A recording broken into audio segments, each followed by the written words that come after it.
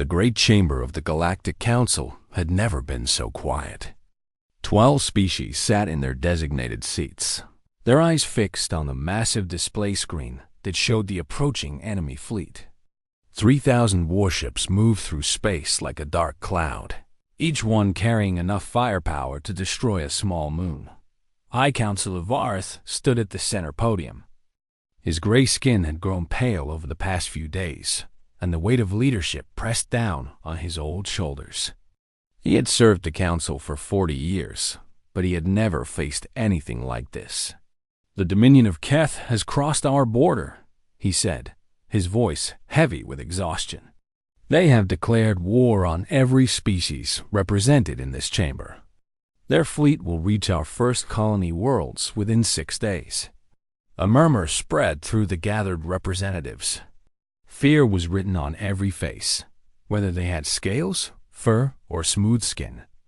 The Dominion had spent centuries conquering weaker civilizations, and now they had turned their attention to the Council. Ambassador Tieia of the Selvari delegation leaned forward in her seat. She was young for a diplomat, barely 30 cycles old, with silver eyes that missed nothing. Her people were known for their curiosity and their sharp minds, and right now her mind was racing through possible solutions. "How many ships can we gather?" she asked. Fleet Commander Zorath answered from his position near the tactical display. He was a tall figure with dark scales and a scar that ran across his face. He had once served the Dominion before defecting to the Council, and he knew better than anyone what they were facing. 1,800 vessels, he said. "That is every ship we can call from every member world. It is not enough." The numbers were simple and terrible. The Dominion had almost twice their strength, and their ships were built for one purpose: destruction. The Council fleet was a collection of different designs from different species, never meant to fight together against such an enemy. "We could negotiate," suggested Representative Morath of the Kilani. His voice shook as he spoke. "Perhaps if we offer them some of our outer territories, they will be satisfied." Zorath shook his head slowly. "I served under Supreme Commander Calith for 15 years. He does not want territory. He wants conquest. He wants to stand in this very chamber and watch us bow before him. There will be no negotiation." Silence fell again. Tieia looked around at the faces of her fellow representatives and saw the same thing in all of them: despair. They had built their alliance on trade and cooperation, not war. They had believed that peace would last forever.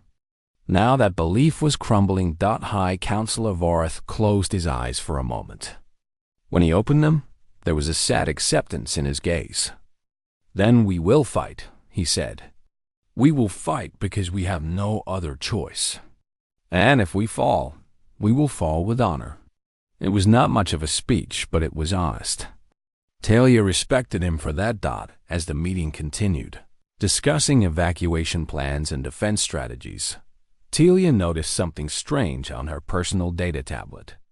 A signal had been detected by one of the long-range sensor stations, coming from the void expanse. That region of space was uncharted and empty, or so everyone believed. No civilization had ever emerged from its depths. She studied the signal for a moment.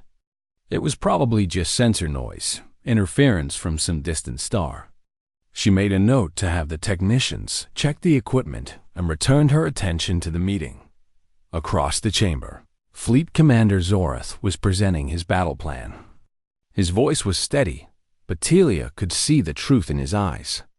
He was planning for a defeat that would cost fewer lives, not for a victory he did not believe was possible. "We will establish a defensive line at the Aether system," Zorath explained. "It is the most defensible position between the Dominion fleet and our core worlds. We will hold them there for as long as we can, buying time for civilian evacuations." "How long can we hold?" asked Counselor Varth. Zorath paused before answering. "Perhaps 3 days. Perhaps less. 3 days. Tieia felt the weight of those words settle over the chamber. 3 days to save billions of lives. 3 days before the Dominion crushed their defenses and swept across Council space like a wave of fire. She looked down at her tablet again. The strange signal from the void expanse had grown stronger. It was not sensor noise after all. Something was out there, moving through that empty region of space at speeds that should have been impossible. Tieia opened her mouth to mention it, then stopped. What good would it do? They were facing an army of 3,000 warships. A strange signal from nowhere would not save them. The meeting ended an hour later with no solutions and little hope. Representatives returned to their quarters to contact their homeworlds and prepare for the worst. Tieia walked through the corridors of the council station, her mind turning over the problem again and again. She passed a window that looked out into space and stopped. The stars were beautiful tonight, scattered across the darkness like diamonds on black cloth. Somewhere out there, the Dominion fleet was coming. Somewhere out there, millions of innocent people were about to lose everything. And somewhere in the void expanse, something was moving toward them. Tieia did not know why, but she felt a strange shiver run down her spine. It was not fear, not exactly. It was something else, something she could not name. She shook her head and continued walking. There were preparations to make and messages to send. Whatever was coming from the void expanse would reveal itself soon enough. In her quarters, she sat down at her desk and began writing a message to her family on the silvery homeworld. She told them she loved them. She told them to be ready to evacuate if the order came. She did not tell them how afraid she was. When she finished, she looked out her window one more time. The stars stared back at her, keeping their secrets. 6 days until the Dominion arrived, and something else was coming too. The Aether colony was burning. 500 Dominion warships had arrived 2 days ahead of schedule, catching the defenders completely off guard. Council ships scrambled to form a defensive line, but they were outnumbered 3-1. Explosions lit up the darkness of space as vessel after vessel was torn apart. On the colony surface, millions of civilians ran toward the evacuation ships. Parents carried children. The elderly were helped by the young. Everyone knew that time was running out. Fleet Commander Zorath stood on the bridge of his flagship, watching the battle unfold on his tactical display. Red icons representing council ships were disappearing one by one, replaced by the cold emptiness of destroyed vessels. His crew worked around him in desperate silence, trying to coordinate a retreat that was falling apart. "We have lost the outer defense ring," reported his second officer. "The Dominion vanguard is pushing through." Zorath gripped the railing in front of him. He had known this would happen. He had warned the council that they could not hold. But knowing and seeing were two different things. "Order all ships to cover the evacuation transports," he said. "That is our only priority now. Get the civilians out." On the planet below, evacuation ships lifted off one after another, climbing toward the sky and the hope of escape. Dominion fighters swooped down to intercept them, their weapons blazing. Council fighters threw themselves in the way, sacrificing their lives to buy a few more seconds. Ambassador Tieia watched it all from the safety of the council station, light years away. The reports came in through her communication terminal, each one worse than the last. She felt sick, helpless, angry at her own inability to do anything. Then the strange signal from the void expanse changed. Tieia stared at her screen as the data scrolled past. The unknown objects were no longer approaching slowly. They had accelerated to speeds that made no sense, crossing vast distances in minutes instead of days. And they were heading directly toward the Aether system. She contacted the sensor station immediately. "What is happening? What are those objects?" The technician on the other end sounded just as confused as she was. "We do not know, Ambassador. They appear to be ships, but their energy signatures do not match anything in our database. They are unlike anything we have ever seen. Ships, unknown ships, coming from nowhere, heading toward a battle. Tieia's hands trembled as she forwarded the data to Fleet Commander Zorath. She did not know if it was hope or fear that made her shake dot at the Aether system. The battle continued. Zorath received Tieia's message and frowned at the information. Ships from the void expanse? That region had been empty for as long as anyone could remember. Who could possibly be coming from there? He did not have time to wonder. His fleet was dying around him. Then his sensor officer shouted in alarm. "Commander, new contacts emerging from subspace. Bearing 735, directly behind the Dominion formation." Zorath spun to look at the tactical display. 47 icons appeared where there had been nothing a moment before. 47 ships, each one massive, each one radiating energy levels that made his own flagship look like a child's toy. The Dominion commander noticed them too. The enemy fleet began to turn, realigning their weapons toward this new threat. 500 warships against 47 unknown vessels. The unknown ships did not slow down. They did not attempt to communicate. They simply attacked. Zorath had fought in dozens of battles during his long career. He had seen terrible weapons and desperate tactics. But he had never seen anything like this. The unknown ships fired beams of energy that cut through. Dominion vessels like light through darkness. One beam, one ship destroyed. The precision was absolute. The power was beyond anything the galaxy had ever witnessed. Dominion ships tried to return fire, but their weapons splashed harmlessly against shields that glowed with strange light. Fighters launched and were swept away by what looked like swarms of small drones that moved with perfect coordination. 17 minutes. That was all it took. When the firing stopped, 500 Dominion warships had been reduced to floating wreckage. The unknown fleet had not lost a single vessel. Silence filled the bridge of Zorath's flagship. His crew stared at their screens, unable to process what they had just witnessed. The Dominion Vanguard, the terror of the galaxy, had been annihilated in less time than it took to eat a meal. Then a transmission came through on all frequencies. The voice spoke in perfect council common, calm and clear. "This is Admiral Daniel Carter of the United Earth Navy. We received your distress call and came as fast as we could. Please do not be alarmed. We are here to help. Earth, United Earth Navy." The words meant nothing to Zorath. He had never heard of such a place or such a people. But Ambassador Tieia, watching from the council station, felt her blood run cold. She had studied ancient history. She knew the old legends. Earth was a myth, a story told to frighten children, a world of impossible conditions where life should never have evolved. The creatures that supposedly lived there were said to be monsters, violent and unpredictable, who had destroyed themselves long ago. But the legends also said something else. They said that if the humans ever returned, the galaxy would tremble. Tieia watched the tactical display as the unknown fleet, the human fleet, moved to protect the remaining evacuation ships.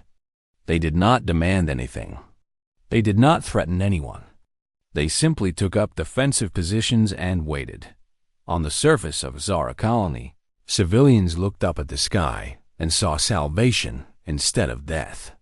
They did not know who had saved them. They only knew that they were still alive. Fleet Commander Zorath finally found his voice. He opened a channel to the human admiral. "This is Fleet Commander Zorath of the Galactic Council Defense Force. We thank you for your assistance. May I ask who you are and where you came from?" There was a brief pause before Admiral Carter responded. His voice carried a warmth that seemed out of place after such violence. "That's a long story, Commander. But we have time now. The immediate threat is over. Let's talk." Zorath looked at the wreckage of the Dominion Vanguard, then at the massive ships that had appeared from nowhere to save them. He had many questions. But one thing was already clear, that everything had just changed. The council chamber erupted into chaos when the news arrived. Representatives shouted over each other, demanding answers that no one could provide.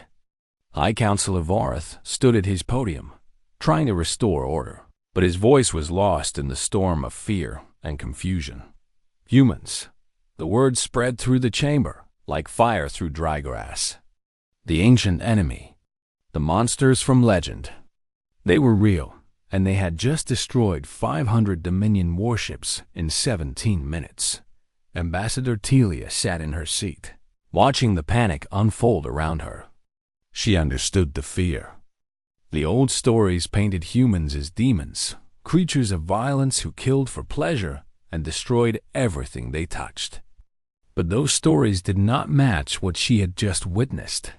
The humans had saved the Aether colony. They had protected civilian ships. They had offered help, not demands. If they were truly monsters, why would they do any of that? When the chamber finally quieted, Councillor Vorath spoke. His voice was strained but controlled. We must learn more before we act. I propose we send a diplomatic envoy to the human fleet. Someone who can observe them and report back what they find. Several representatives immediately objected. The risk was too great. The humans could not be trusted. Anyone sent to them might never return. Tieia raised her hand. I will go. The chamber fell silent. Every eye turned toward her. She could see the shock on their faces, the disbelief that anyone would volunteer for such a mission. Ambassador Tieia, Councillor Vorath said carefully, Are you certain? We do not know what these humans are capable of. That is exactly why I must go, Tieia replied. We are making decisions based on legends thousands of years old. We need facts. We need to see them with our own eyes, not through the lens of ancient fear. There was more argument, more debate, but in the end, the council agreed. Tieia would travel to the human fleet as their envoy. She would learn what she could and report back. If she never returned, at least they would know the humans were truly enemies. 2 days later, Tieia's small diplomatic shuttle approached the human flagship. It was called the Relentless, and it was enormous. The ship stretched for kilometers, its hull gleaming with strange alloys she did not recognize. Compared to council vessels, it looked like a predator surrounded by prey. Her shuttle was guided into a landing bay that could have held a dozen council ships. When the doors opened, Tieia stepped out and found herself surrounded by humans. They were tall, most of them with soft skin and various shades of brown, pink, and tan. They had hair on their heads in colors from black to gold. Their eyes were smaller than hers, but they seemed to miss nothing. A woman in a dark uniform stepped forward. She had brown skin, black hair pulled back tightly, and a face that showed both strength and kindness. Ambassador Tieia? I'm Captain Melissa Torres. Welcome aboard the Relentless. Admiral Carter is looking forward to meeting you. Tieia studied the captain carefully. She saw no deception in her face, no hidden cruelty. Just a soldier doing her job. Thank you, Captain. I must admit, I did not know what to expect. Torres smiled slightly. Most people don't when they first meet us. Come, I'll give you a tour on the way to the Admiral. As they walked through the corridors of the Relentless, Tieia's understanding of humans began to change. She saw crew members laughing together as they worked. She passed a recreation area where humans played games and listened to music that sounded strange but beautiful. She heard children's voices and realized that humans had brought their families with them into space. You have children on a warship? She asked, unable to hide her surprise. Torres nodded. Some of our fleet has been away from Earth for years. We learned long ago that our people fight better when they're fighting for something they can see and touch. Families keep us human. Tieia did not fully understand, but she filed the information away. These were not the mindless destroyers of legend. These were people with loves and fears and hopes just like anyone else. They reached the medical bay, and Torres paused. "I want to show you something." Inside, Tieia saw human doctors treating patients. But not all the patients were human. Some of them wore the distinctive markings of Dominion soldiers. "You are treating your enemies?" Tieia asked. A woman in white approached them. She had gentle eyes and gray streaks in her dark hair. "I'm Dr. Amanda Lynn, Chief Medical Officer. And yes, we treat everyone who needs help. A wounded soldier is not a threat. He's just a person in pain." Tieia stared at the Dominion prisoners, who were being cared for with the same attention as the human wounded. This went against everything she had been taught about humans. Monsters did not show mercy. Demons did not heal their enemies. "I do not understand you," she admitted quietly. Dr. Lynn smiled sadly. "We're not that complicated, Ambassador. We've just learned that cruelty creates more enemies than it defeats. Kindness, on the other hand, creates allies." They continued to the Admiral's quarters. Along the way, Captain Torres explained humanity's history. They had nearly destroyed themselves centuries ago, torn apart by wars and greed. But they had survived. They had learned. They had rebuilt their civilization in the isolation of the void expanse, growing stronger and wiser. "We've been watching the galaxy for a long time," Torres said. "We knew about the Dominion. We knew about the Council. We were waiting to see if we would be needed. Why did you not make contact sooner?" Tieia asked. Torres was quiet for a moment. "Because we were afraid. Not of you, but of ourselves. We had to be sure we had changed, that we would not become the monsters the old stories describe. When we saw the Dominion attack your colony, we knew we could not stand by. Whatever risks contact might bring, we could not watch innocent people die." They reached Admiral Carter's office. The door opened, and Tieia stepped inside to meet the man who commanded the fleet that had changed everything. Daniel Carter was older than she expected, with gray hair and lines around his eyes that spoke of many years and many burdens. But his eyes were kind, and his smile was warm. "Ambassador Tieia," he said, rising to greet her. "Thank you for having the courage to come. I imagine it wasn't easy." "It was necessary," she replied. "My people are afraid of you. They remember the old legends." Carter nodded slowly. "Those legends are partly true. Humans were violent once. We nearly destroyed ourselves more than once. But we survived, and we learned.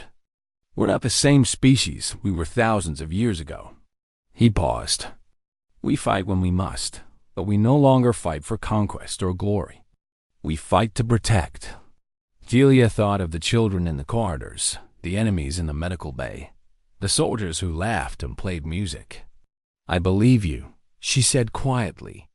"But I must ask, what happens now?" "The Dominion will send their entire fleet. They will not let this defeat stand." Admiral Carter's expression grew serious. "We know. Supreme Commander Keleth is already on his way with 2,800 warships. He intends to destroy us and your council both. Can you stop them?" Carter looked out the window at the stars beyond. "We didn't come here to lose, Ambassador. When the Dominion arrives, we'll be ready." He turned back to face her. "The only question is whether your council will stand with us or stand aside." Tieia thought of her people, her homeworld, everything she loved. She thought of the fear in the council chamber and the hope she had seen on this human ship. "I will tell them what I have seen," she said. "I will tell them the truth." Carter smiled. "That's all we can ask." The Dominion fleet arrived like a storm of metal and fire. 2,800 warships emerged from subspace in perfect formation, their weapons already charging. At their center flew the massive command vessel of Supreme Commander Keleth, a ship built to inspire fear in all who saw it. Keleth stood on his bridge, staring at the tactical display with cold satisfaction. The human fleet was there, just as his scouts had reported. 47 ships against his thousands. They had won one battle through surprise. They would not win another. All ships, advance, he commanded. Destroy the humans first. The Council weaklings can wait. On the other side of the battlefield, Admiral Carter watched the enemy approach. His fleet had taken position near the Vera system, the heart of Council space. Behind them, civilian ships were still evacuating the nearby colonies. Every minute of delay saved more lives. All ships, hold position, Carter ordered calmly. Let them come to us. Captain Torres, your strike team is ready? Captain Torres responded from her destroyer, the Swift Justice. Ready and waiting, Admiral. 7 ships, just like we planned. Remember, your target is the command ship. Take out Caliph, and their coordination falls apart. Understood, sir. We won't let you down. Fleet Commander Zorath commanded the Council forces from his position on the flank. His ships were older and weaker than the human vessels, but they had a role to play. Protect the evacuation routes. Keep the civilians safe. Let the humans handle the main attack. This is madness, muttered his second officer. 47 ships against nearly 3,000. Zorath shook his head. Watch and learn. I have a feeling we are about to see something the galaxy will never forget. The Dominion fleet opened fire at maximum range. Thousands of energy beams and missiles streaked across space toward the human formation. The firepower was overwhelming, enough to crack planets. The human ships raised their shields. Strange light flickered around their hulls as the barrage struck home. The energy was absorbed, deflected, scattered into nothing. Not a single human ship took damage. Then the humans fired back. Their weapons were unlike anything the galaxy had seen. Concentrated beams of energy that seemed to bend space itself. Gravitational pulses that crushed ships from the inside. Swarms of drones that moved like living things, targeting weak points with impossible precision. Dominion ships began to explode. One after another, they were torn apart, their mighty armor useless against human technology. Caliph watched in disbelief as his numerical advantage began to shrink. Concentrate fire on the largest human ship. He roared, "Bring it down." 300 Dominion vessels turned their weapons on the Relentless. The flagship shuddered under the assault, its shields flaring bright. But it held, and it fired back, its main cannon cutting through attackers like a blade through paper dot in the chaos of battle. Captain Torres led her strike team through the enemy formation. Her 7 destroyers moved fast and low, using the confusion to slip past the main Dominion lines. Her target was the command ship at the center. "Enemy fighters incoming," reported Lieutenant Commander Nathan Brooks from his station. 30 contacts on intercept course. Torres gripped her command chair. "All ships maintain course. Point defense weapons free." The human destroyers opened up with rapid-fire cannons that filled space with deadly light. Dominion fighters exploded or veered away, unable to penetrate the defensive screen. Torres pushed forward, her eyes fixed on Caliph's command ship. Behind her, the main battle raged. Human ships danced through the Dominion formation, their movements coordinated with perfect precision. Every shot found its target. Every maneuver created new angles of attack. The Dominion had numbers, but the humans had something else. They had trained for this. They had prepared for centuries. Ensign Tyler Grant flew his fighter through the heart of the battle, part of a squadron protecting the Council evacuation route. He was young, barely 20 years old, with more courage than experience. But today, courage was what mattered. A Dominion cruiser broke through the lines, heading straight for a Council medical frigate packed with wounded civilians. Grant saw it coming. He also saw that no other ship was close enough to intercept. He pushed his throttle to maximum and aimed his fighter at the cruiser's weapon systems. "Ensign Grant, what are you doing?" demanded his squadron leader. "Buying time, sir. Tell my mom I love her." Grant's fighter slammed into the cruiser's main cannon just as it was about to fire. The explosion destroyed both vessels, but the medical frigate escaped unharmed. 300 wounded civilians lived because one young pilot chose to give everything. Captain Torres reached the Dominion command ship. Her destroyers surrounded it, pouring fire into its shields. The massive vessel tried to turn its weapons on them, but they were too fast, too close. "Target their engines," Torres ordered. "We're not here to kill. We're here to stop them." Precision shots disabled the command ship's propulsion and weapons. Calith's flagship drifted helpless as the battle continued around it. The Supreme Commander stared at his screens in shock. His mighty ship, the symbol of Dominion power, had been reduced to nothing in minutes. He opened a channel to all Dominion ships. "This is Supreme Commander Calith. I am ordering a full retreat. All ships fall back to Dominion space." But his subordinates did not listen. Too many of them had been raised on hatred and pride.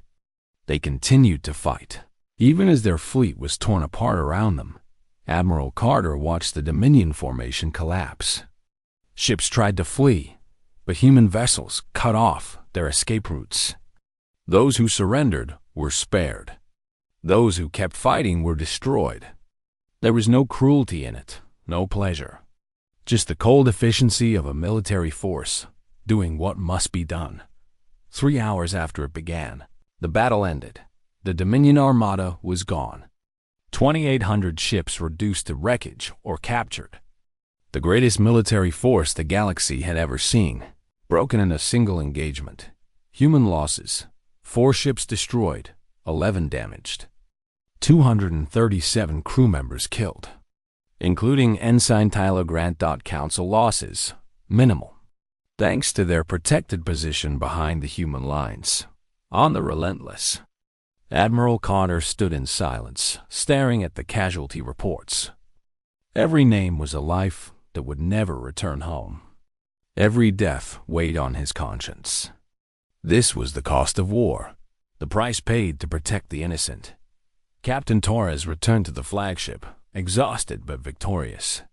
She found the Admiral still standing at his window, looking out at the debris field that had once been an enemy fleet. "Sir? Are you all right?"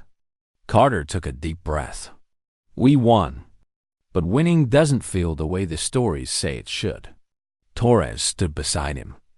Ensign Grant saved 300 civilians. His sacrifice meant something. "They all meant something," Carter replied quietly. "That's why we fight. Not for glory or conquest. For them. For everyone who can't fight for themselves." The stars shone cold and distant beyond the window. Somewhere out there, the Dominion was falling into civil war. The threat was over. The galaxy was safe, but the cost would never be forgotten. 1 week after the battle, the Galactic Council gathered for the most important session in their history. The Great Chamber was filled to capacity, with representatives from every member species and observers from a dozen more. News of the human victory had spread across the galaxy like wildfire, and everyone wanted to see what would happen next. Ambassador Tieia stood near the main entrance, watching the human delegation arrive. Admiral Carter walked at the front, dressed in a formal uniform that made him look even more impressive than he had on his ship. Captain Torres and Lieutenant Commander Brooks followed close behind, along with several other officers. The chamber fell silent as the humans took their places at the center podium. High Council of Vorith rose to address the assembly. 1 week ago, our civilization faced extinction. The Dominion of Keth had sent an Armada to crush us, and we had no way to stop them. Then, from the darkness of the void expanse, came salvation we never expected. Vorith turned to face Admiral Carter. "You and your people have done something remarkable. You have saved countless lives, You have ended a threat that haunted us for generations. And now, I must ask the question that weighs on every mind in this chamber. The old counselor's voice was steady, but Tieia could see the tension in his posture. This was the moment everyone feared. This was when they would learn the price of their rescue.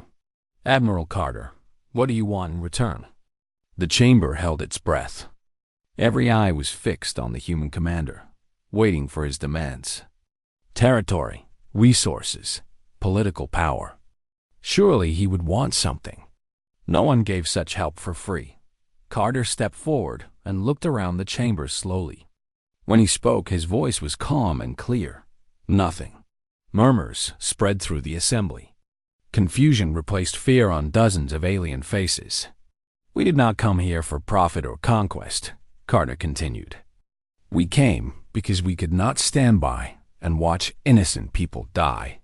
Humanity has made many mistakes in its past. We nearly destroyed ourselves more than once. But we learned from those mistakes. We learned that true strength is not measured by what you can take, but by what you choose to protect. He paused, letting his words settle over the chamber. We ask only for peaceful relations. The chance to learn about your cultures and share our own. The opportunity to trade and build friendships that benefit everyone. We want to be your partners, not your masters. High Counselor Vorth stared at the human admiral for a long moment. In all his years of politics and diplomacy, he had never heard such words from someone with such power. It went against everything he understood about the universe. You could have demanded anything, he said slowly. With your fleet, you could have taken whatever you wanted. Why choose this path? Carter smiled sadly. Because we've seen where the other path leads. We've lived through wars of conquest and greed. We've watched civilizations tear themselves apart, fighting over resources they didn't need. The Dominion thought strength meant domination. Look where that got them. He gestured toward the stars beyond the chamber windows. The galaxy is vast enough for everyone. There's no need to fight for scraps when cooperation can build abundance. That's the lesson humanity learned. That's the future we want to help create. Ambassador Tieia stepped forward to address the council. She had spent the past week preparing her report, struggling to find words that could explain what she had seen aboard the human ships. I went to the human fleet expecting to find the monsters of our legends, she said. Instead, I found people. I saw families living together on warships. I saw doctors treating wounded enemies with compassion. I saw soldiers who laughed and played music and grieved for their fallen friends. She looked at Admiral Carter with something like wonder. Humans are capable of terrible violence. I witnessed them myself when they destroyed the Dominion Vanguard. But they choose when to use that violence. They choose to protect rather than conquer. They choose mercy over cruelty. Tieia turned back to her fellow representatives. I believe they are sincere. I believe they can be trusted. And I believe that refusing their friendship would be the greatest mistake our council could make. The debate that followed lasted for hours. Some representatives remained suspicious, unable to let go of ancient fears. Others argued that the humans had proven themselves through actions, not just words. Fleet Commander Zorth spoke of watching human ships sacrifice themselves to protect Council civilians. Dr. Lin had saved Dominion prisoners who would have been left to die by any other power. In the end, the vote was unanimous. The Galactic Council officially welcomed humanity into the galactic community. After the session ended, High Counselor Vorth approached Admiral Carter privately. The two leaders stood by a window overlooking the stars, away from the crowds and celebrations. I owe you an apology, Vorth said quietly. I believed the legends. I thought your people were monsters. I was wrong. Carter shook his head. You weren't entirely wrong. The legends came from somewhere. Humans were dangerous once, and in some ways we still are. The difference is that now we choose what to do with that danger. And you chose to save us. We chose to protect those who needed protection. If the situations were reversed, I hope you would have done the same." Vorith was silent for a moment. Then he said something that surprised even himself. "I am grateful that you found us before someone else did. The galaxy is a dangerous place. Having humans as friends rather than enemies. It changes everything." Carter looked out at the stars. "That's what we're hoping for. A new beginning. A chance to build something better than what came before." Across the chamber, Captain Torres found Ambassador Tieia watching the celebrations. The two women stood together in comfortable silence for a while. "What happens now?" Tieia asked finally. Torres smiled. "Now we get to know each other. Share stories. Learn from each other's mistakes. Build something new. It will not be easy. Many of my people still fear yours. Fear fades with time and understanding. Give us a chance. You might be surprised what we can accomplish together." On the Relentless, Lieutenant Commander Brooks stood at his communication station, monitoring the thousands of messages flowing between human ships and council worlds. Greetings, questions, offers of friendship. The first conversations of a new era. Admiral Carter returned to his flagship as the celebrations continued.